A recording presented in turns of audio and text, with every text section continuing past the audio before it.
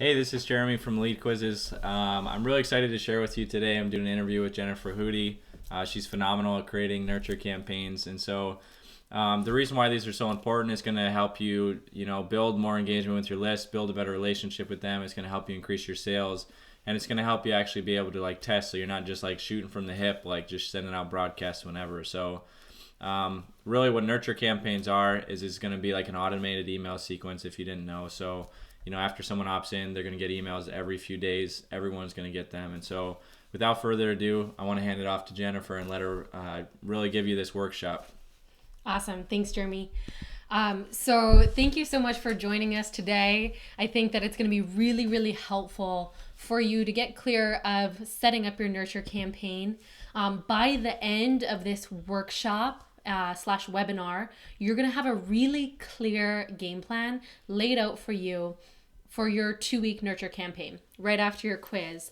And I know Jeremy posted a PDF that I made that I highly recommend you print off before continuing on with this so that you can take notes. And our goal is by the end of this webinar, you have the exact game plan that you can just then implement into whatever autoresponder that you're using so that you can create an amazing experience for your prospects to hopefully make them customers. So I'm going to introduce myself a little bit more. I have a PowerPoint laid out for you. We're going to get clear of the best way to lead up to your sale. And then I'm going to go through step by step the 8 emails that you need to create a raving fan out of your prospect that you got from your quiz.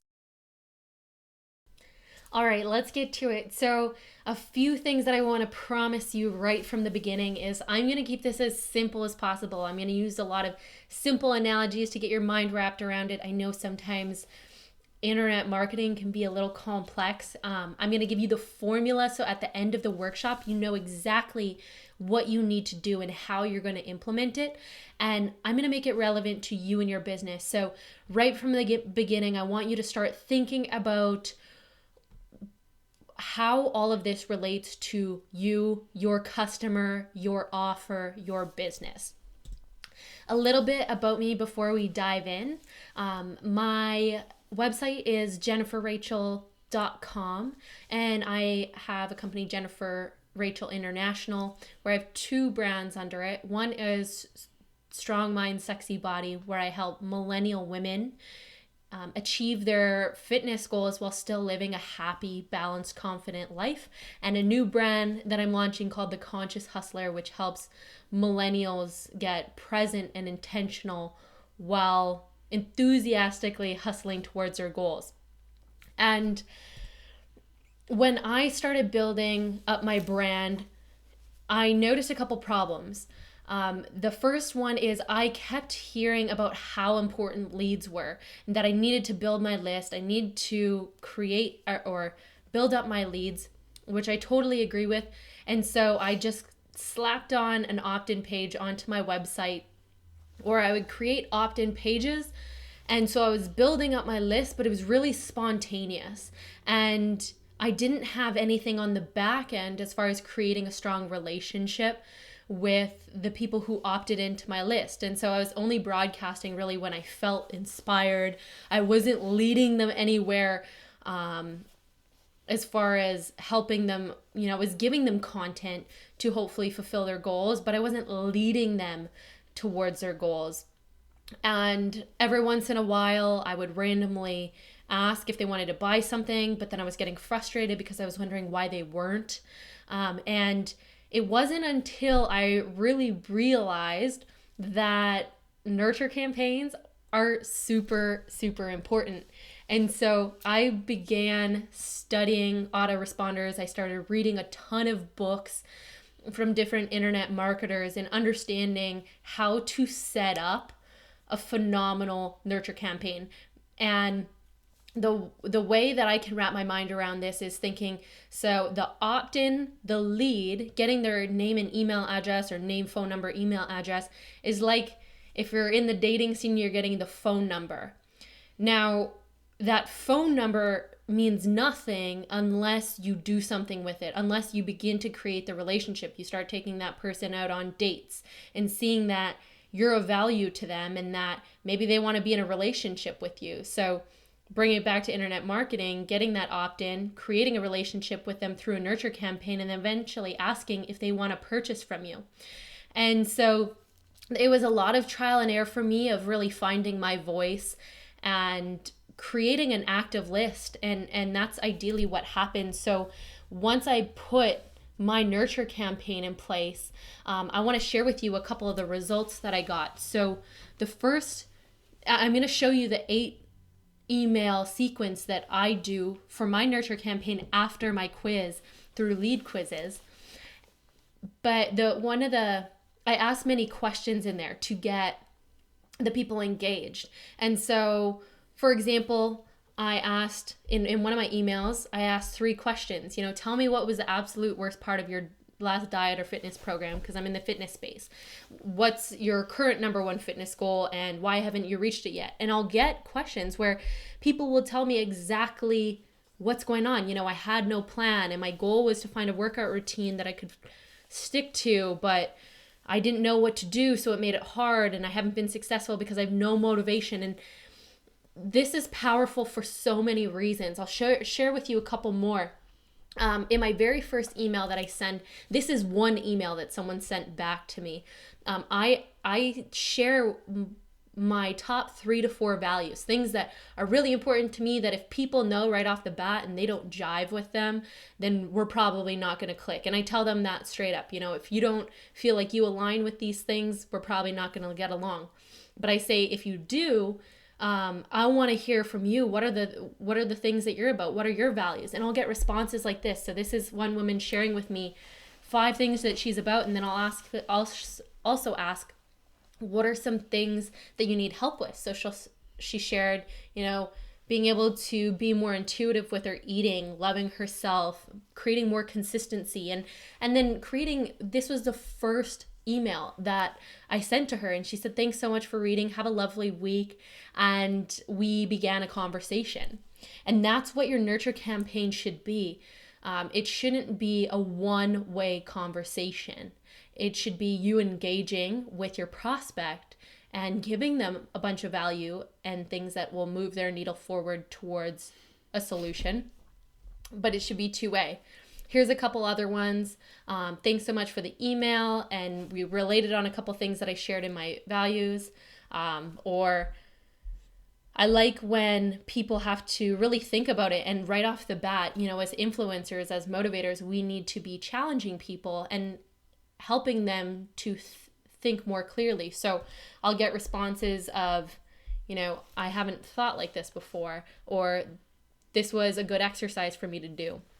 So here's a couple other ones of just people sharing from my quiz nurture campaign. Thanks for the email. You gave me some great advice already. Here's the things I stand for. Here's the things I need help with. So as a result, through dialing into my nurture campaign, another thing that happened was with sales. So I launched a beta program only to my list. So a program that wasn't completely made yet, but I wanted to see if people had interest in it before I completely built out the entire thing. And because I had an active list where people trusted me and engaged with me, within 48 hours, all of the spots were taken and paid for because of my nurture campaign that I created. Yeah, Jennifer, and that's a really good point because, like when we talk about, building relationships with people, like it's always easier, say, if like you're going to meet someone in person to sell them on something that's going to help them, or if like you're at a conference and hosting that and to build a relationship that way or over a phone.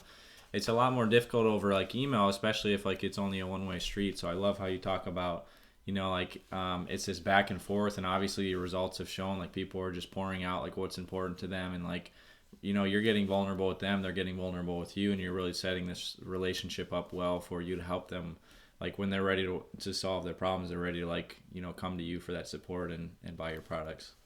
Exactly. And thank you for that. Another thing I wanted to mention with this as far as results is another thing that I've seen massive success in because of my nurture campaign is with surveys. And so anytime that I'm starting to have a little bit of a mental block as far as, gosh, I don't know what types of content I should be creating as far as free content or even new programs, before I will even dare to try assume I know what my prospects want, I will send them out a simple survey, because I built that relationship with them and I've given them so much value. They then want to help me, and so they'll tell me exactly what they want using the language that they use, which is so valuable as far as building out any type of content or programs.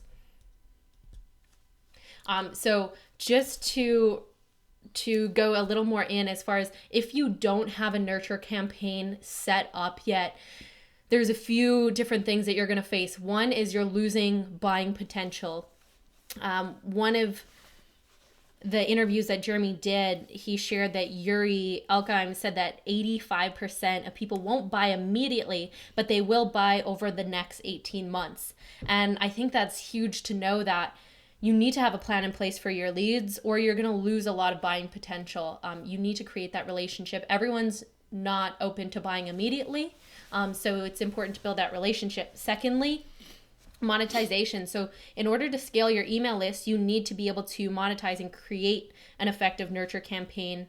That's a huge part of it, especially if you have a massive list, but a term that we use is sometimes calling a dead list, meaning people aren't opening your emails, they're not engaging. That means nothing. Like if you're paying for these emails, and if you haven't put in the work to make sure that you're engaging with these people, they're not going to open your emails, and then the email address is essentially useless. Thirdly, inconsistency. So you don't want to be inconsistent with your nurture campaign. The example, I always love using dating as an example because I feel like it's so simple to understand. But if you get someone's phone number and then you don't contact them for 2 weeks, and then another 2 weeks after, and then a month later you're asking them if they want to be your boyfriend or girlfriend, that seems pretty sketchy, right? That's inconsistent. They're probably going to wonder why you would have the guts to even ask that.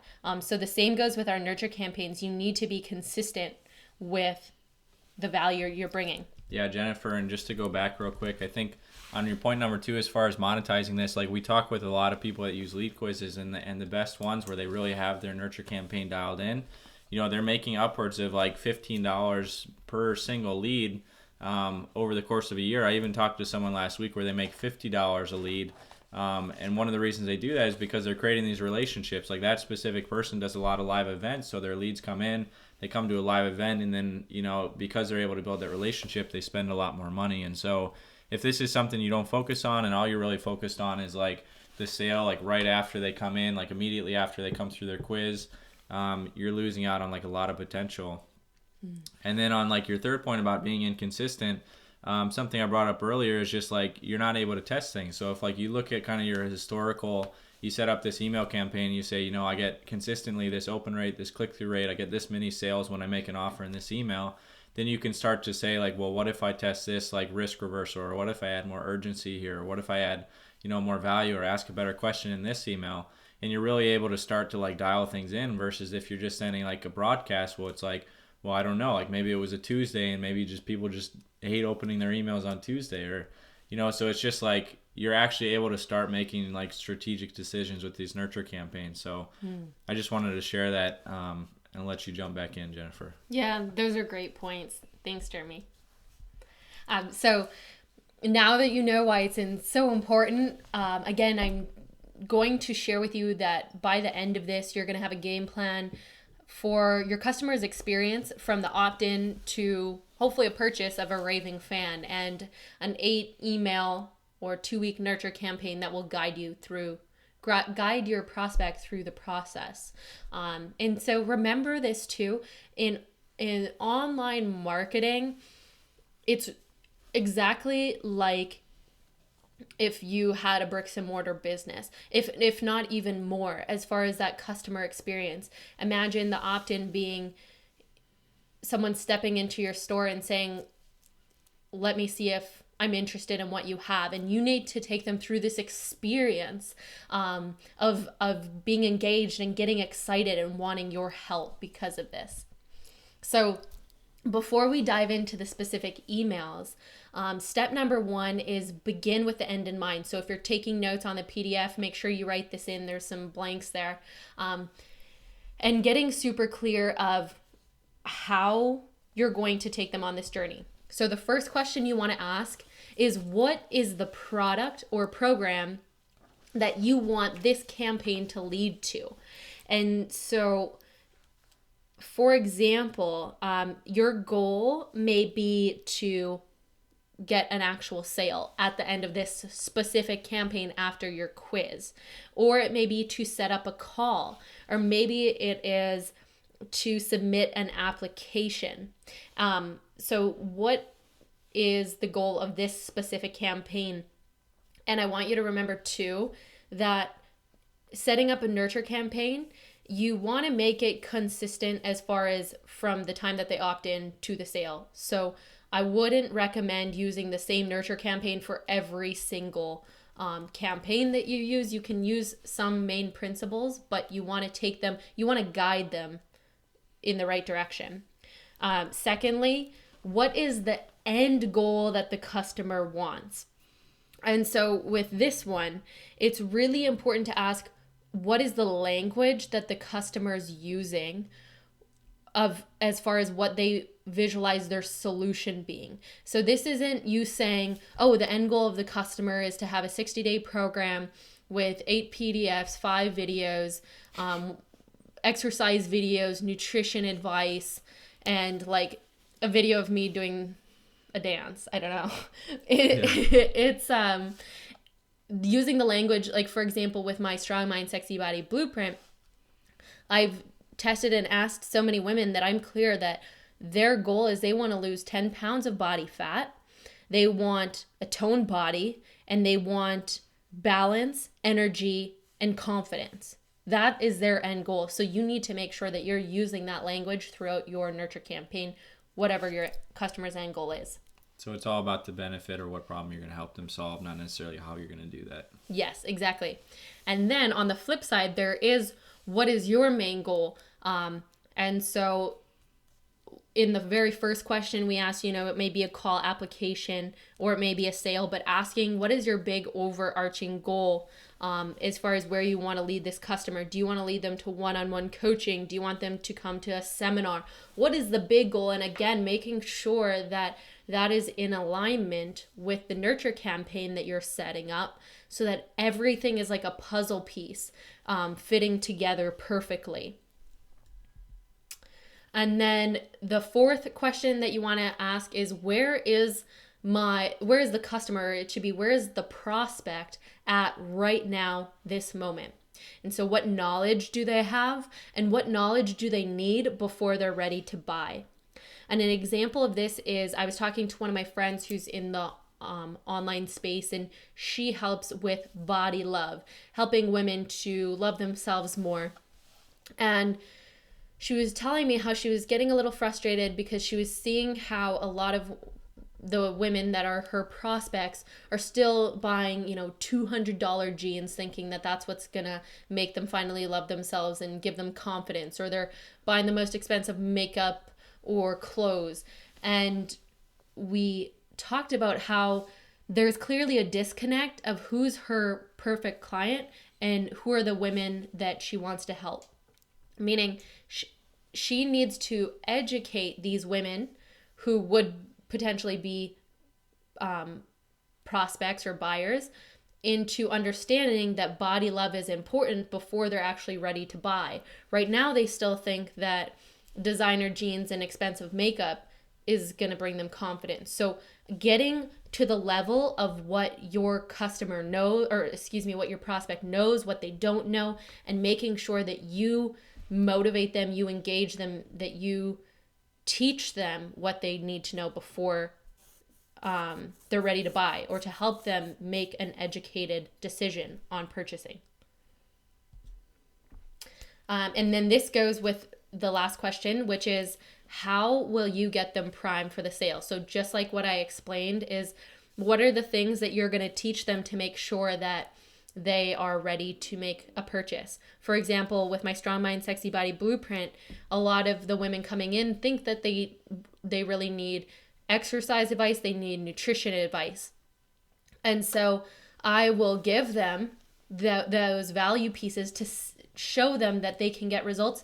But the mind part, the strong mind part, is a huge component of my program. So I prime them to teach them and already get results, seeing how important mindset is in a fitness plan. And so I teach them and I prime them so that when they go to purchase, they're like, oh yeah, the mindset part is really important. I tried it and it works. So this is before writing any of your emails. Make sure that you begin with the end in mind. Step 2 is we're going to dive into the email sequence. So write this down if you have the worksheet out. I'm going to break down every single email here.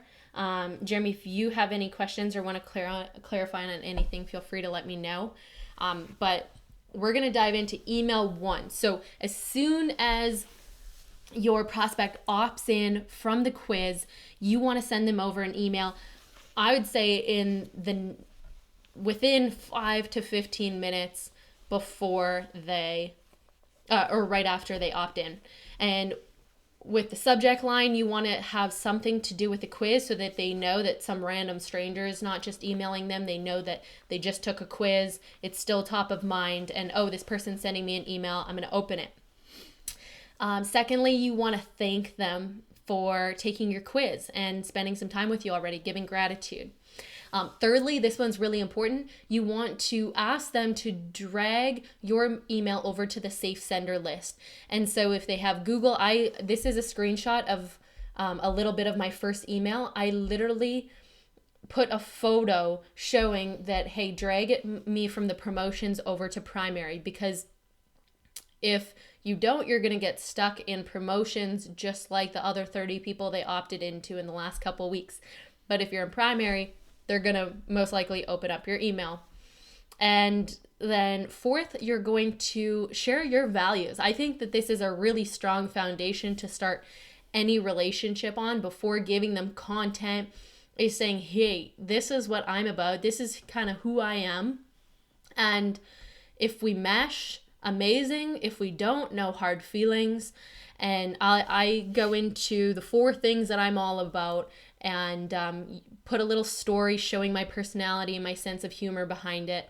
And it's not random. Again, it's starting to prime them already of the things that I believe in when it comes to fitness. And at the end, I ask them, what are your 3 values and the number 1 problem that you're facing right now when it comes to fitness? This is amazing because, again, it gets us on the same page, and then they tell me what their number 1 problem is. And so I can use that for future copy, as well as if I can know if I'm going to be able to help them. In email 2, you're going to prep them for what to expect and give them the first step that they need to take in order to see results, to find their solution.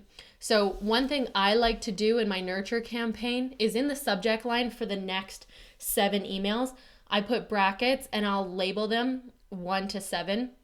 And I explain that to them in the email. So I say I'll be numbering these emails 1 to 7 and on, so that you can keep track where you're at, because I really want to lead them through this experience. And I even explain, my message may not be for you, and so I want you to decide. And after these first 7 messages, I'm going to be sending new articles when they go live, or depending on what they click, I'm bringing them into different nurture campaigns. And I even tell them, here's what to expect. Here's what you're going to see. Here's what you're not going to see. And I even prime them saying, you know what, this stuff is my passion. I do it full time. I love helping and coaching, and so you're going to be hearing about my coaching and programs and methods when the time is right. I'm not trying to keep them in the dark here. I'm trying to kind of expose myself and let them know that I'm really here to help them, and that I'm not some slimy internet scheme. And then I will go on to give them value. So I give them the 1 strategy that they can implement right now to start and then explain kind of where you're trying to take them, where that solution is that they said that they want help with. And this should all be congruent with your quiz as well. And so moving forward, in every single email that you do, you always want a call to action, starting to train them, whether it's responding to your email or clicking to content. So in this one, I get them to click to content where they can get the first strategy. Awesome. In email 3, you want to intrigue curiosity and again give more value. So subject line, using those brackets. And in this one, it's really getting them to imagine their ideal. So for myself, I ask, close your eyes and imagine 60 days from now. What do you want your life to look like, feel like, your perfect day? What's your confidence like? And now picture it. Picture getting there. This is getting them excited. And I share that how I'm going to help them get there eventually, but I'm going to share that in the next couple of emails so that spikes curiosity. Like, how is she going to help me get to that place that I just dreamed up in my mind? I'm excited and I want to know more. So you're constantly engaging them to want to keep opening your emails. And so I kind of tease and I say, let's see if you can handle this first. Again, a needle moving tip. So I give them a link to how to turn positive habits into negative ones, because I know that that's leading them on the path. And the call to action is the click to the link to the blog post. And a couple things I want to note here is you don't have to create brand new content for your nurture campaign. You can use the content that you know is awesome. For example, I have some blog posts that I know people love and they're really helpful and they give action tips. So I usually share those. And another thing is helping them to make sure that, again, you're telling them that you're going to challenge them throughout and that you're going to help them create or get a solution. In the 4th email, I call this story time.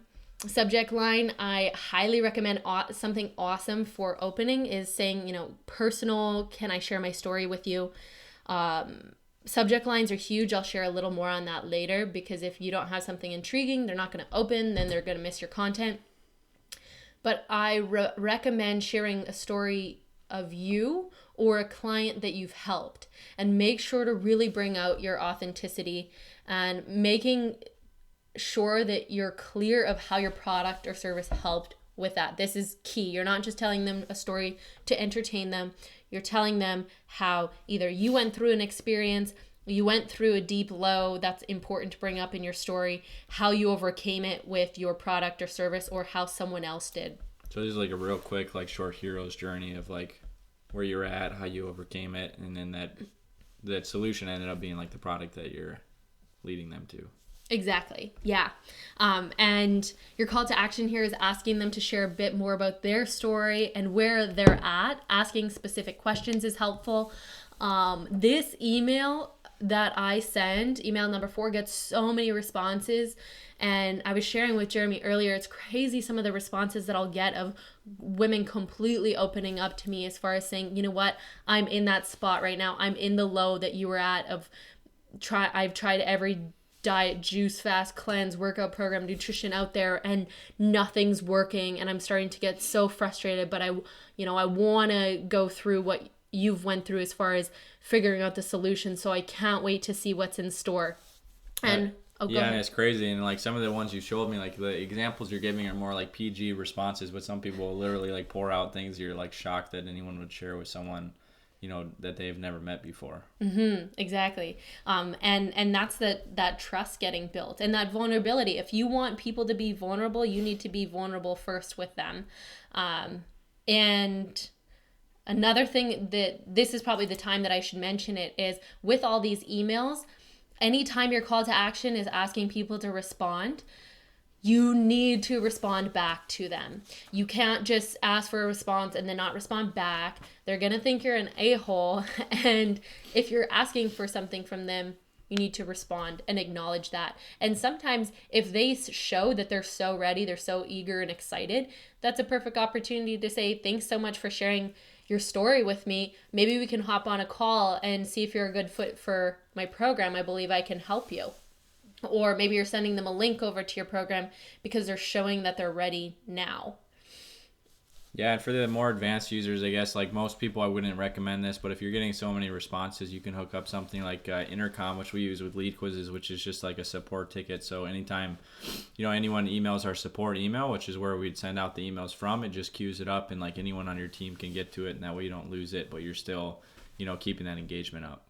Yeah, that's a really good point too. So with some of you that have massive lists and you may be getting hundreds of responses a day, this may be challenging, but starting out, I highly recommend it. And even too, if you just batch the emails, so I'll get tons of responses and I'll just batch them in a folder, and then once a week I go through and I respond to all of them, and I have templates, so it doesn't take me as long to respond to.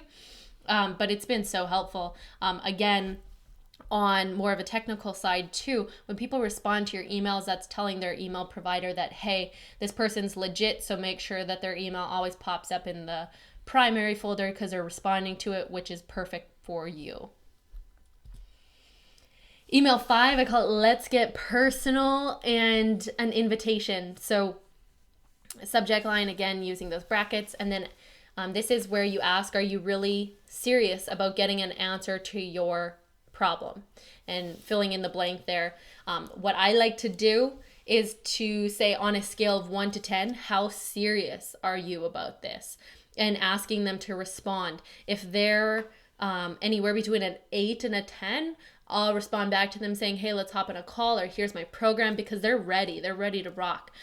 If they're a 1 or a 3, they may not be ready yet, but maybe over time they will be.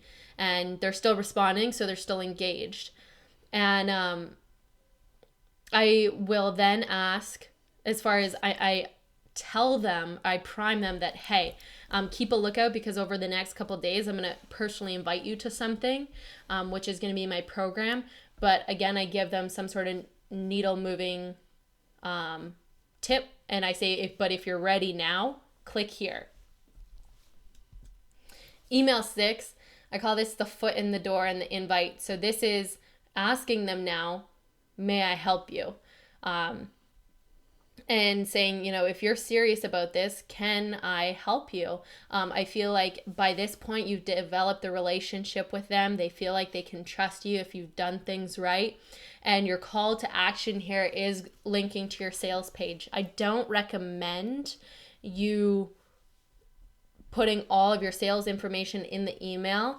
As far as tracking goes, what Jeremy is talking about, definitely get them to click over to the sales page so that you can track who's seeing it and who's not. And if you have, even on your sales page, some sort of chat support set up, then you can help them there. So this email, keep it short and sweet, and only put that one call to action, which is to your sales page. Email 7 is the 9-word email. I got this one from Dean Jackson, and he said, follow this to a T. Don't add anything else. It's good just the way it is. And I gotta say, it's absolutely accurate. You'll be floored of the responses that you get for this. So all you do is, for your subject line, you just say, hey, that's it. Set in your content, you just say, are you still interested in solving X problem or X? And then just sign your name. Nothing more. You're going to be tempted to throw in some pictures here or extra text. Don't do it. Just leave it the way it is. You're going to get one of 3 responses. One is people are going to say, yeah, I'm still interested, but, and then they'll have some questions. So now you can answer those questions. Or they're going to say, yes, I'm ready to go. Where can I sign up? Or they're going to say no. So at least you know where they're at, and you can facilitate them if they're ready to buy by answering their questions or sending them the link. And the last email is email 8. And so at this point, you ask them if they wanted the sale or the call to action that you wanted to accomplish in the quiz. And if they chose not to take action immediately, you can still give them some love, because like Yuri mentioned in his statistic, if people are still open to buying from you. Just because they didn't buy from you in the first 2 weeks doesn't mean they're open to it. And so still showering them with gratitude and love, and making sure that you continue to develop that relationship. So again, share your mission, share that you're not just doing this to make a quick buck, and that you really want to help them, and then gift them with something. With this though, it's really important to, with whatever gift that you're going to give them, make sure that there's a call to action at the end of that gift, because maybe they just need another little nudge forward to feel inspired and ready to purchase. And so make sure that, again, your gift is congruent with what you're trying to sell, and that there's that call to action at the end of the gift saying, hey, if you're still interested, here's my program. A couple quick email tricks. With open rate, this is huge. If again, like I mentioned, if you're not getting your emails opened, people aren't seeing your messages, they're not going to buy from you. So a couple of tricks is making sure that you use numbers, or you can use numbers. Odd numbers really work. So here's the 3 ways to do X, or here's the main lesson, or number 1 lesson I've learned, or the one trick that changed my life. Using odd characters. Don't overuse these, but even like I used in the top, the brackets, it just helps organize it. The 2 words you should be using throughout your subject line in your emails is you and their name. This is important. If you want to get clever as far as subject lines, search magazine headlines in your space, in your industry, and see what they're using, and just take those. And always train your prospect with a call to action. So every email should have a purpose as far as clicking or responding, to train them for the future. A couple reminders. If people decide that they're not in, people will decide if they're into you or not in the first 2 weeks. So your first impression is everything, and you need to be really strategic about this and show your best stuff, but don't give it all away. And so give them the tools that will really motivate them, inspire them, and help them to take action and take steps towards that goal that they want. If you're in this for the right reasons, you want to help people. And so show them that you're willing to help them even before they lay their credit card down. And secondly, if you're going to buy leads, you need to lead your prospects somewhere, and they want you to. The example I use with this one is, say someone comes over to your house and you say, sit down on the couch, and then you say, help yourself to whatever you want. There's beer in the fridge, there's cookies on the counter, just help yourself with whatever you need. They're going to feel a little uncomfortable, right? They want you to lead them. They want you to show them around. They're not just going to help themselves. And so it's a lot different if you go and bring them a cookie and say, would you like a cookie, right? Then they're far more likely to actually take one. Just like if you lead them to a sale, they're more likely to take it. Awesome. So yeah, I just wanted to reiterate, Jennifer, all of these were great. But I want people to focus on progress, not perfection. So I know for you, you've had multiple versions of these campaigns, and you continue to test and optimize what works and what doesn't because you have these autoresponders set up. There's a quote by Reid Hoffman. I love it. It's if you're not embarrassed by your first launch, then you've launched too late. And so I really like that because it's a lot of us will probably be try to focus too much on perfection, that this is going to get stretched out, and then you're never going to get it implemented. And so I feel like business is all about building momentum. And so I guess my suggestion to any of you working on this is really put a deadline on yourself on when this is going to launch, even if you're embarrassed by it, and it's going to help. So Jennifer, thank you so much for sharing all your brilliant strategies and everything that you've learned. And I know you've spent a lot of hours testing this, so I appreciate you kind of laying it out and making it so easy for us. Of course. One more thing, guys. I told you guys there'd be a bonus at the end of this, and so what I was able to do was, this is not Jennifer's business of setting up nurture campaigns. She's just doing it for her business, and thankfully she's been a great example and been willing to share. So I talked with her and I said, like, you know, it would be amazing, like, if you could share this content, but like even go further and give like a gift to our early adopters, is saying like thank you for, you know, getting on LeadQuizzes ahead of time and being those early adopters. And so she has like this really, really amazing offer I'm going to let you talk about. She's going to work with 2 businesses that we've brought on as early adopters. This isn't going to be something that's free. Like, it's going to be something that you have to pay for, but I think it's going to be extremely valuable. I think, you know, I think it's a really, really, really awesome deal. And I think people are going to love it. So I'll let Jennifer talk about like what she's going to do. But for the 2 businesses that take advantage of this, I think it's going to be huge for you guys. Sure.